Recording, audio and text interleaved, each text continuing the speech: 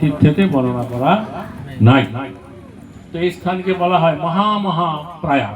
বোঝা গেল যে আপনারা জানেন উত্তর ভারতে প্রয়াগে, সেটা হচ্ছে প্রয়াগ, গঙ্গা যমুনা এবং সরস্বতীর মিলন স্থান।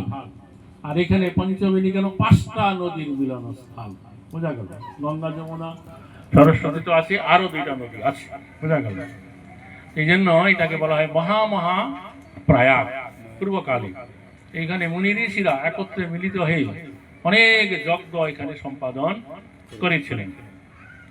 আর এই স্থানের কথা এমন বর্ণনা করা আছে, এইখানে এসে যদি কেউ একবার এই গঙ্গায় স্নান করবেন তার আর পূর্ণ জন্ম হবে না এই জগতে। আর এইখানে এসে যদি কেউ মৃত্যুবরণ করে, এই জলে হোক, স্থলে হোক বা আকাশে হোক, সে সাক্ষাৎ গোলক বৃন্দাবন ধাম প্রাপ্ত হয়ে যাবে। এইরকম কথা শাস্ত্রে আর অন্য কোথায় মহিমা এরকম বর্ণনা করা নেই। নিত্যানন্দ প্রভু যখন ধাম পরিক্রমা করিয়েছিলেন, এটা হচ্ছে মধ্যদ্বীপের অন্তর্গত।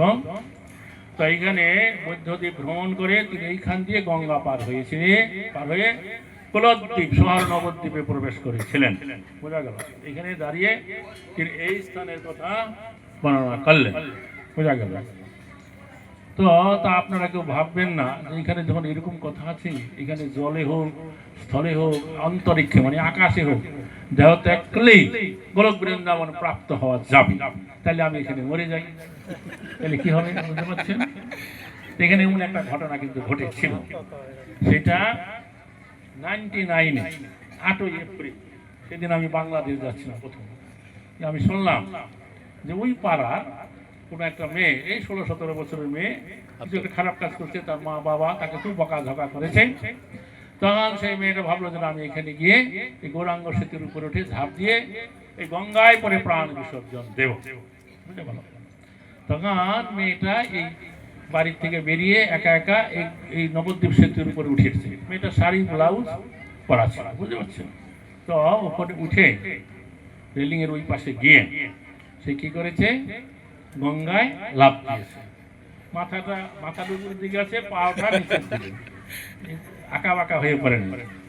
এরকম ভাবে ওখানে পড়েছে, তা মানে তার পাও দুইটা বালুকায় করে গেঁথে গেছে, গলা অব্দি জল, গলাটা যদি ডুবে যেত মরে যেত। ও আর উঠে আসতে পারে না, লোকেরা দেখছে। তারপর ওর লোকেরা নেমে ওকে জলে নেমে ওকে টেনে উদ্ধার করে তুলে এনেছে। মরণ আর হলো না, এবং দেহেতে কোনো রকম আঘাত লাগে না, কিন্তু পাও দুটো বালুকার নিচে আটকে গিয়েছিল। বুঝা গেল? এরকম আপনি ইচ্ছা করলেই যে এখানে এসে মরে যাবে তা কিন্তু হবে না, ইচ্ছা করলে উপায় হবে না। তো যাই হোক, এইরকম শাস্ত্রের মহিমা এখানে বর্ণনা করা আছে। আর এইখানে এই পাশে যে স্থান, এই হচ্ছে মধ্যদ্বীপ। মধ্যদ্বীপ কেন? কারণ এক সময় যে ব্রহ্মার সপ্তপুত্র, সপ্ত ঋষি ব্রহ্মার কাছে জিজ্ঞাসা করলেন পিতার কাছে যে কি করলে ভগবানের কৃপা অতি তাড়াতাড়ি প্রাপ্ত হওয়া যায়। তখন ব্রহ্মা বললেন, তাহলে তোমরা নবদ্বীপ ধামে যাও, নবদ্বীপ ধামে গিয়ে গৌরাঙ্গের নাম করো, গৌরাঙ্গের ভজন অতি সহজ, অল্প দিনে প্রেম প্রাপ্ত হওয়া যায়। তখন তারা এই নবদ্বীপ ধামে এসে তারা গৌরাঙ্গের ভজনা করতে লাগলেন।